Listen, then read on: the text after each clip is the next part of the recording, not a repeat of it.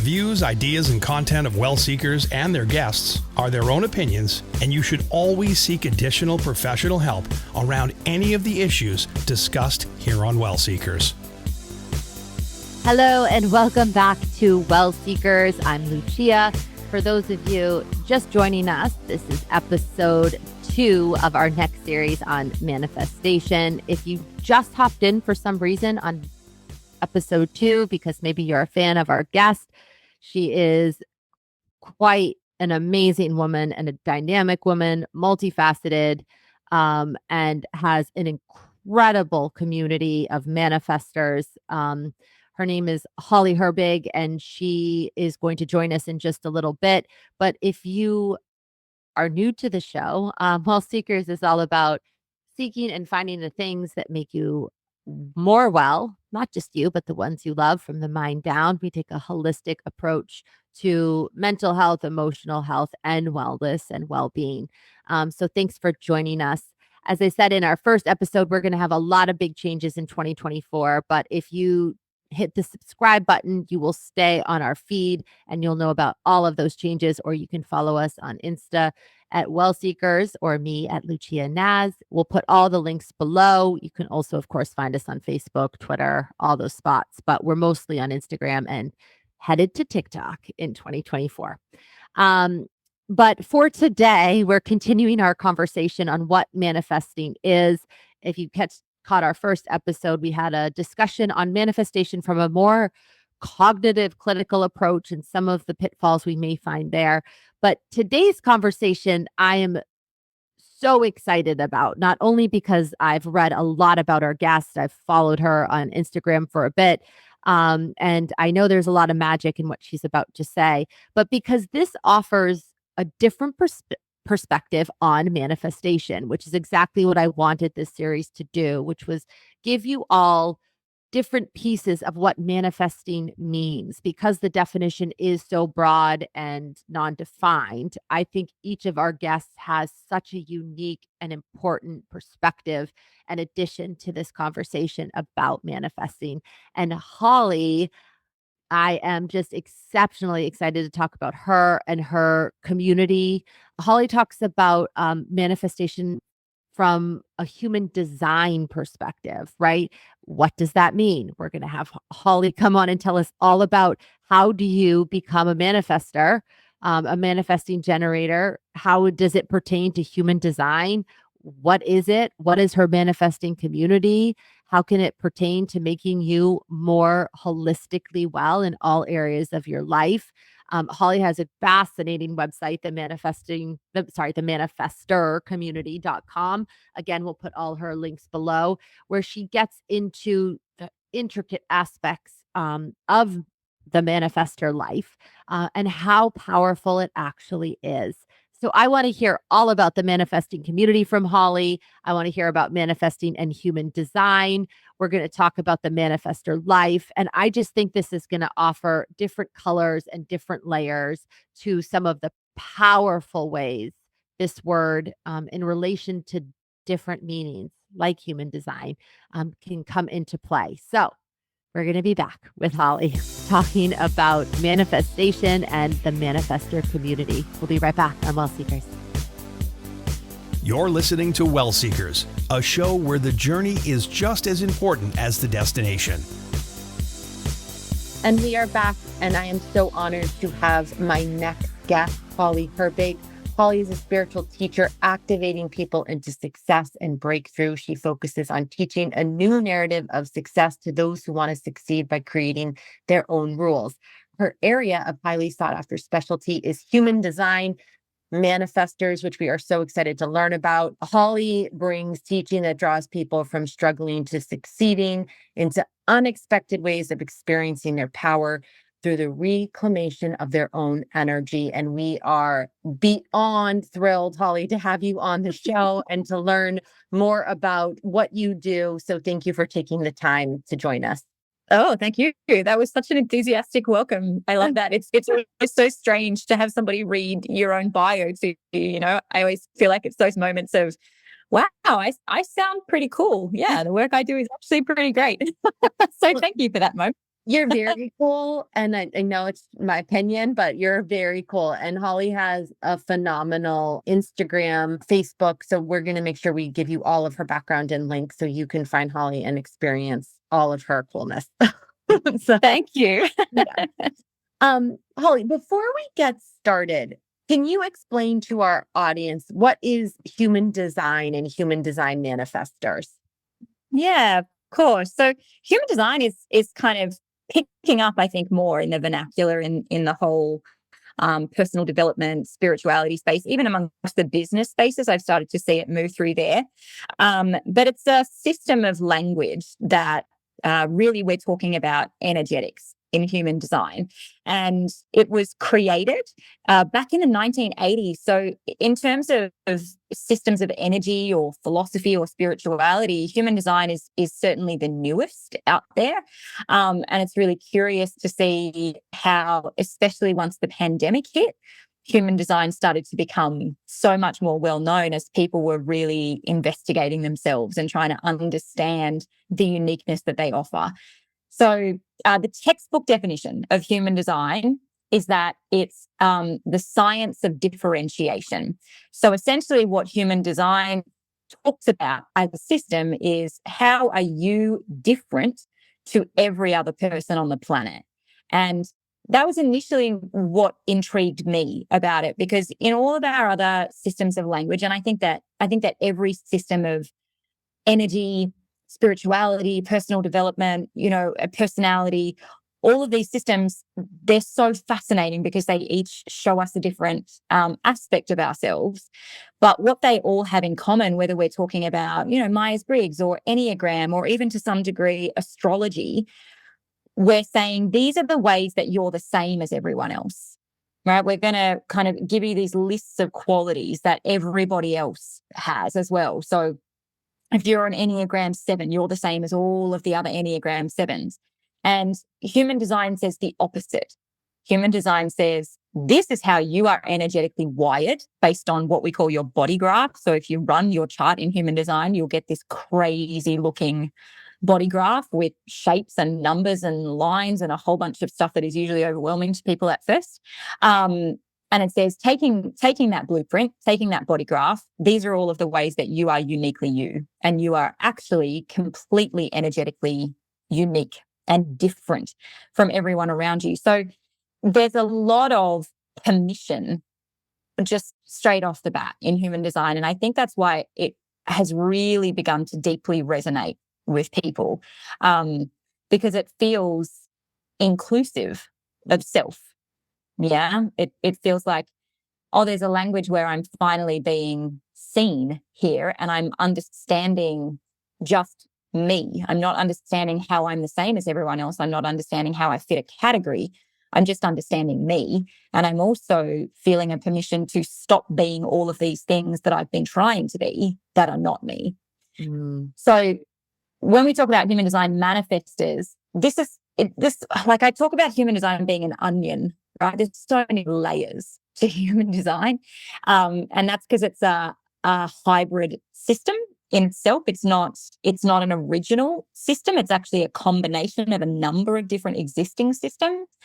And it's this very cool balance of spirituality and science. So on that more spirituality side, we've got astrology, I Ching, Kabbalah, the chakra system. And then on the science side, we're looking at biomechanics, epigenetics, and a whole bunch of just like really curious like things mashed together that create human design.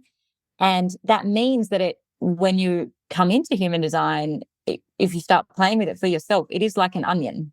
There's layers, right? And you keep going down to the next layer. And on that very outside layer is what we call the energy types.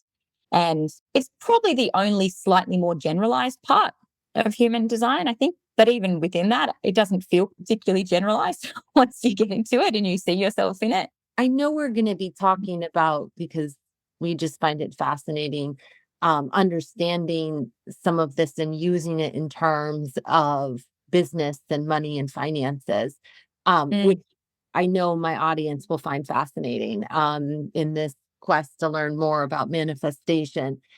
I am so curious of what are the for those that don't know, what are those energetic fields that are somewhat similar?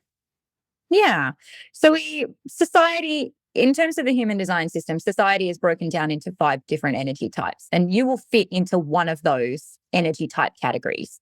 We have our generators. They're the most dominant energy type. So they sit at about 37% of society. And the generators are what we call sacral beings. They have a defined sacral center. So they're creative. They're very physically capable. They have a lot of physical energy. They're wired to respond and to build and to sustain. So we see largely that society has been built by generators, right? So all of these concepts that we have of like the 9 to 5 workday and, the regularly going to the gym and, sticking to one career for 30 years and mastering it. These are all generator concepts. And so generators tend to fit in pretty seamlessly into society. They still have conditioning and still have wounding, certainly, but there's not that resistance that maybe some of the other energy types feel. Then we have our manifesting generators. They are at 33%. They are also sacral beings and they have all of those beautiful generator qualities, but they also are a bit rogue because they have this manifesting aspect to them where they're innovative, they're independent. So our manifesting generators are society's multitaskers. They are the people that want to be and succeed really beautifully at doing lots of things at once, juggling lots of different balls, always pivoting, always changing direction. And a lot of manifesting generators experience shame for that because they've been taught to stick at one road, right? Stick it out and master it. But they're actually here to bounce around. They're here to pivot and to move very fast and to find shortcuts. And we have our projectors. Projectors are at about 20% of society. Projectors are non-sacral beings. So they're the first of the non-sacrals, which means basically they're tired. Yeah, they don't have that ability to be responsive. They don't have a lot of physical energy. They don't get satisfied from physically doing a lot of hard work. They struggle to keep up with traditional 9 to 5 careers. But our projectors are here to be teachers and here to be guides. They have insights into how things are not working and how they need to work. So we see a lot of projectors in education, in politics. So Barack Obama is probably the most famous projector. Really? We also, yeah. Oh, interesting. That's not where I would have put him. Super interesting. Interesting. Right, yeah. So they're really good orators. They're very articulate often. And we see this like flood of projectors into the online space in the coaching sphere, of course, because they're designed to guide people. They're designed to teach people and they get a lot of satisfaction and success from doing that. Then we have our manifestor energy type, which is me, and we exist in 9% of the population. So we're pretty rare. There's not many manifestors around. Manifestors are non-sacrals again, so we don't have that physical energy. We can't build things and sustain them and, do 9 to 5 work and typically fit into all of those other spaces that sacral beings can. And manifestors are very different to everyone else because we're the only energy type with what we call closed aura. So everybody else has some form of open energy where you can pretty easily read each other, move in and out of each other's energy, get a good grasp of who that person is. With a manifestor, you cannot. Manifestors have an energetic brick wall around us that people cannot read through. And that's because we are designed to be the initiators for society. We are designed to be the people that feel an idea, we call them urges, and birth that, bring it into reality. So we see some really cool manifestors across history who birth and initiate amazing things, and then you'll see them disappear for a long period of time. So Adele is a manifestor. And we see that Adele will bring out these really deeply emotive music albums that have a huge impact and have this enormous ripple effect. And she's really created a genre of music as well, but then she will disappear for 5 years. and nobody will see her and she won't create anything else because she's resting. So manifestors can unfortunately be seen to a lot of other people as a bit threatening because we're unpredictable. We can't be controlled. We can't be read. We're always a bit rogue, right? We're always a bit left of center and not really fitting in with the status quo. And that's exactly the place that we need to be in, because if we don't allow ourselves to be separate, we're not able to initiate these things that really are what the world needs and what the collective needs.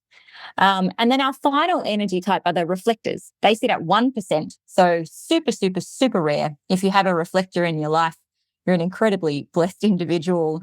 Reflectors have a completely open energy. So they receive everything from the environment around them. They absorb it, they process it deeply and slowly over a period of time, and then they reflect that wisdom back to us and say, this is what it all means. This is where we're struggling as a society. This is where we're going wrong. This is how we need to change direction, but it's deeply considered. Reflectors often come across as very spiritual people. They tend to just have it early on worked out that they can't exist in normal society. So you tend to find reflectors will live in, a cabin up in woods or, on like permaculture farms, or they'll be digital nomads and they'll travel the world. And they're incredibly, incredibly healing people to be around. So definitely worth investigating if you have a reflector in your life. Well, this is fascinating, Holly. Truly, truly fascinating. We've been having a 6-part conversation on manifestation, and this is just such a different, unique layer and look at it. So I appreciate the conversation around human design. Just fascinating. Do people have parts of each? Because as you were talking, I was trying to figure out which I would fit into. How much do you need of each part, and how can we figure out which one we are? Does that make sense?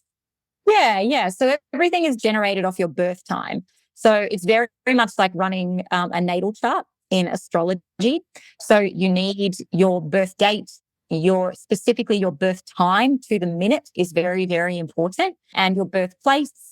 There are a ton of now free chart generators online, which is super helpful. And you just go and put your birth data in and it will give you your chart for you. And that determines what energy type you are. So it's not a selective process. It's not I get to choose which energy type I am. You'll come out as one energy type. And I think the inherent challenge that people tend to face straight away is that each of us has a very, very real experience of being conditioned to behave in a way that is not in line with our energy type. So usually that's based off who our parents were, what energy type our parents were, or what was the dominant energy type in the family that you grew up in. So, we tend to see, for example, because I run a community solely for manifestors, I'm surrounded by manifestors, and a lot of what manifestors experience is that maybe they grew up in a family that was predominantly generators. And so they have absorbed that conditioning that says, this is the way that I should be. This is the way that I should behave. And as adults, you can certainly begin to see those behavioral characteristics in yourself. And I think the beautiful thing about human design is that it is that very open space and open language that gives you the opportunity to reflect on that and say, perhaps I have these behaviors, but are they truly my qualities? And maybe these were things that have never particularly felt good to me, but I thought that I had to be that. I thought that I had to behave that way. I thought that was normal. I thought that was acceptable. And when I allow myself to let that go, I become more of myself and I move more into alignment. And that just, really leads beautifully into all of this kind of conversation that we have around stuff like manifestation, around healing, because energy is energy and it has to move in its most aligned form to be able to manifest, to be able to heal, to be able to pursue, divine mission or divine work. So even knowing your energy type is a a pivotal starting place, really. Absolutely. I know what I'm doing when we end this conversation. We'll figure out what energy. You are running that shot. That's exactly where I'm headed, Holly. Holly, so when we look at this in terms of business success and money, can you talk to us a bit about how this does apply to business? Yeah, look, I come from a really long history in business, and I think that's given me maybe a slightly different perspective in the online business space to what a lot of other people have. I think we've seen a lot of emergence of digital entrepreneurs who have not run business before and have come into this huge landscape of business in the digital sphere where there's no guidebook and there are no rules and there's a million and one different strategies, and it's a minefield trying to work out how to run a successful business in a digital landscape. And so everyone kind of does it in their own unique way, which I think is really beautiful. But I came from brick and mortar business background. So I was a business consultant for 6 years where I would work closely with small to medium sized businesses for 6 or so months and help them identify, where are you performing well? Where are you not performing well? What are your issues and how do we resolve them? So that was across finances, across product creation, marketing, sales, even HR, team management, training, recruiting, all of those things. And then I moved from that into owning my own brick and mortar business. I bought a cafe and events business out of bankruptcy. I bought it out of liquidation, and over about 2.5 years, turned that business into just over $2 million annual turnover before selling it and exiting and then coming into the digital space. So for me, moving into this digital space as a digital entrepreneur in air quotes, I think we're all just business owners really. That really converged for me at a time where I was going through probably what a lot of people would coin a spiritual awakening, right? That I was beginning to look back at myself and understand the traumas of my past, understand, all of these aspects of myself that didn't feel good and weren't working. I'd come off the end of major chronic illness. I did have a very abusive and traumatic childhood. There were a number of things in me that needed healing.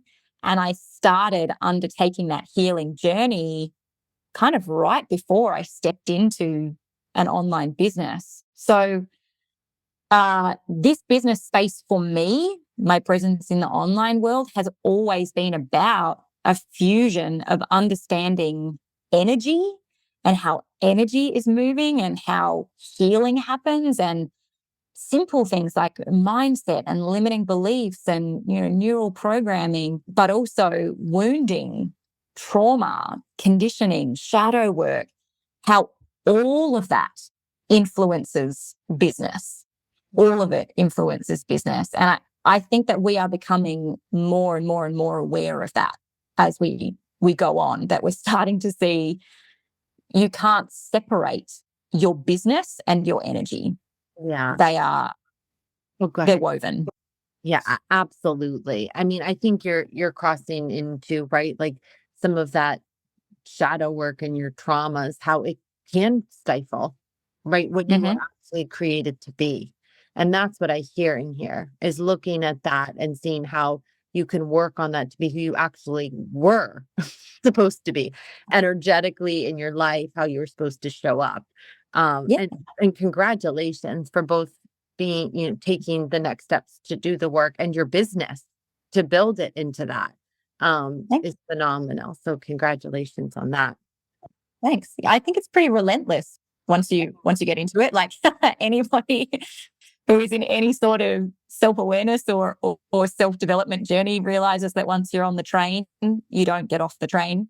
And the impact of that on your business, it really can't be described. I don't think it can be explained. But there is a direct link between your ability to be in energetic alignment, and sometimes that requires healing, sometimes that just requires awareness, but being in energetic alignment is going to profoundly change your business. It is going to profoundly change your business. Can you speak a little bit to that? Like how we can use manifestation to attract money, and if you're out of alignment, especially how to get back in, and it's sort of a two-part question, how to get back into alignment to attract Yeah. money?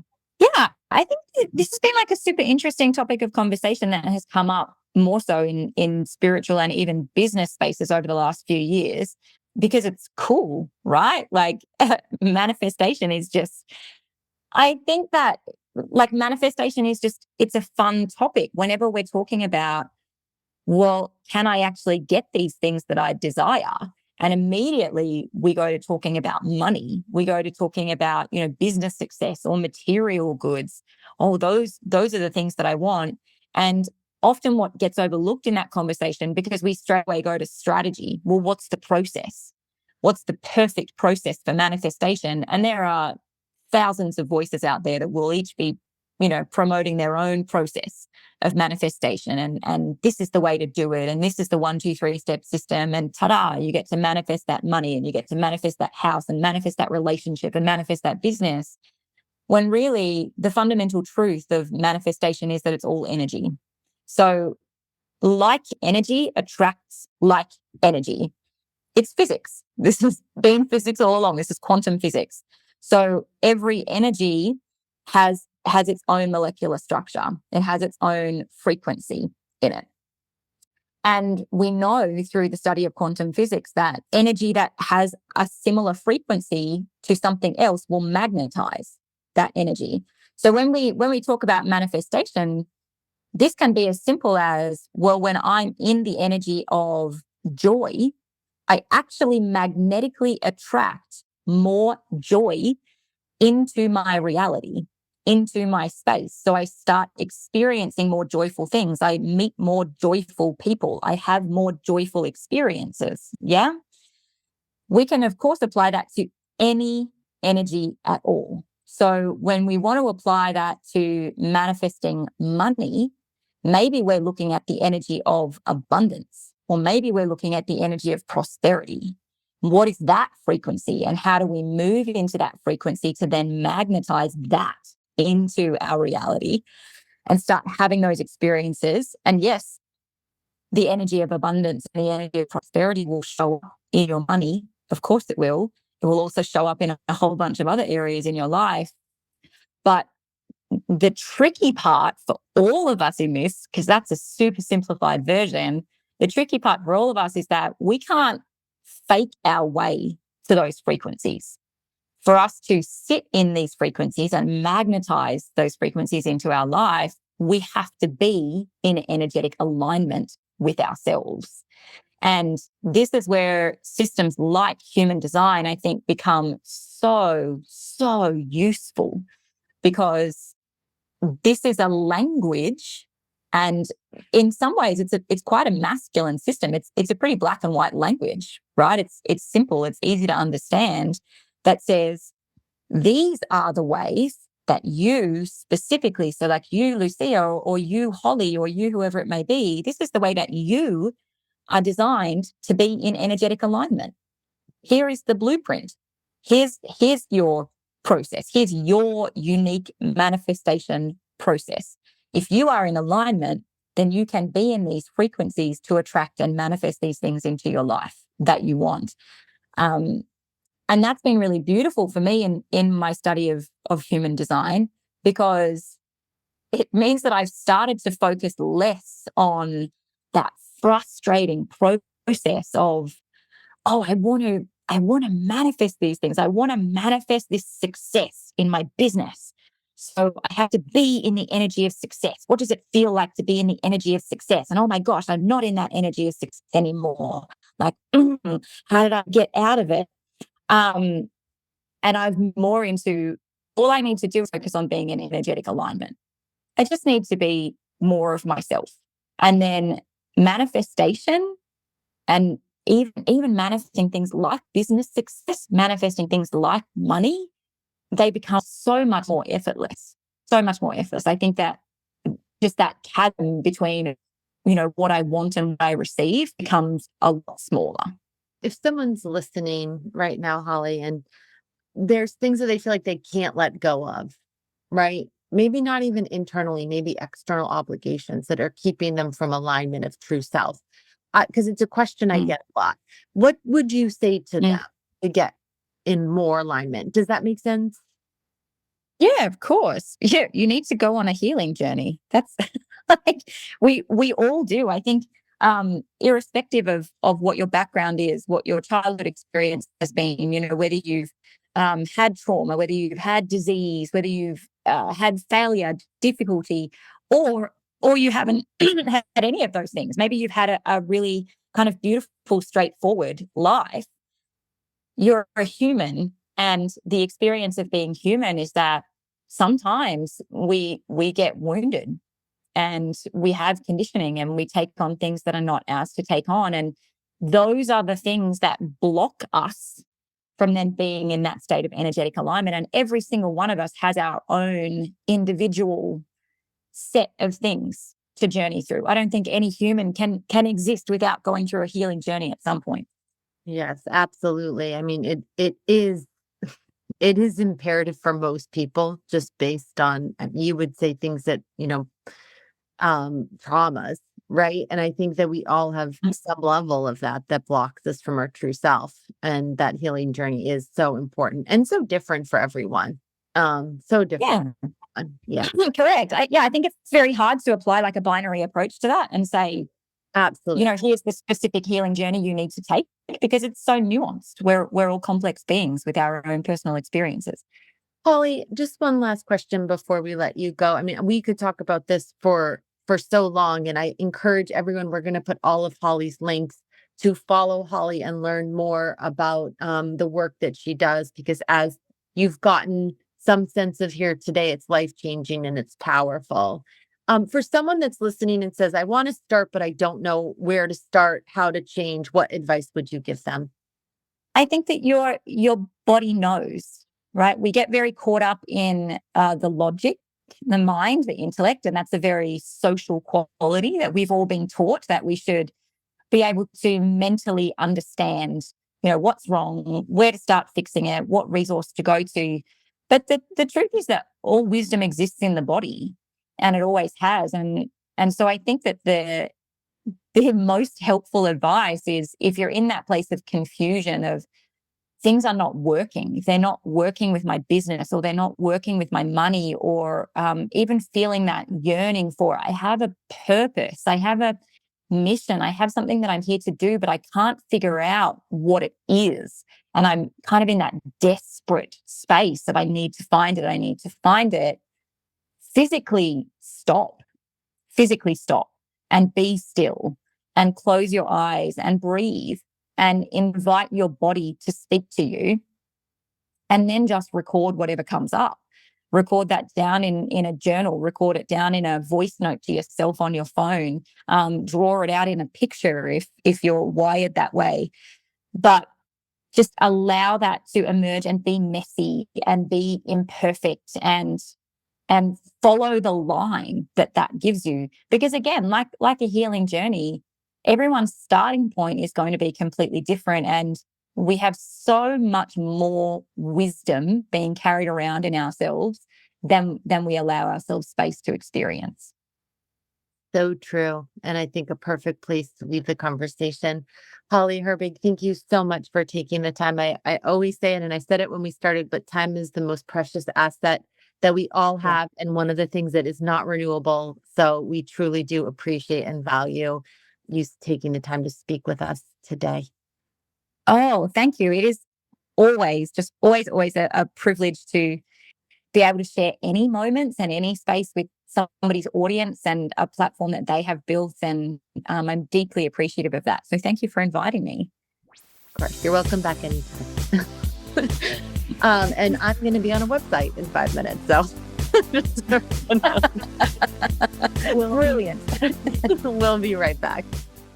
Today's lifestyle demands the best in wireless, and with Pulse Cellular, you have the best options available. Switch to Pulse Cellular for unlimited talk, text, and high-speed data, coast to coast with no contracts, no credit checks, and no overage fees. One line for $65 or 4 lines for just $45 each, including hotspot, Wi-Fi calling, and 50 gigs per line. And for all you travelers, we got you covered in Canada and Mexico. Plus, text and data in over 210 countries worldwide, all with the best phones or bring your own. That's pretty awesome. Get the best user experience on mobile at pulsecellular.com.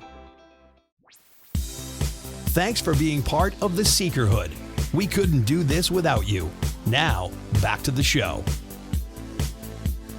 Thank you so much again to Holly for coming on the show and just clearing up some of what manifesting, the manifestor community, as defined by that community means. And when you look at it from that lens and compare it to our last definition, it just blows me away at how the concepts are different, how the foundations are different, how the building blocks are different, how the perspective is different, and how from this perspective, it just offers this incredibly expansive and different space, and leaves us open to really powerful places that Holly shared about.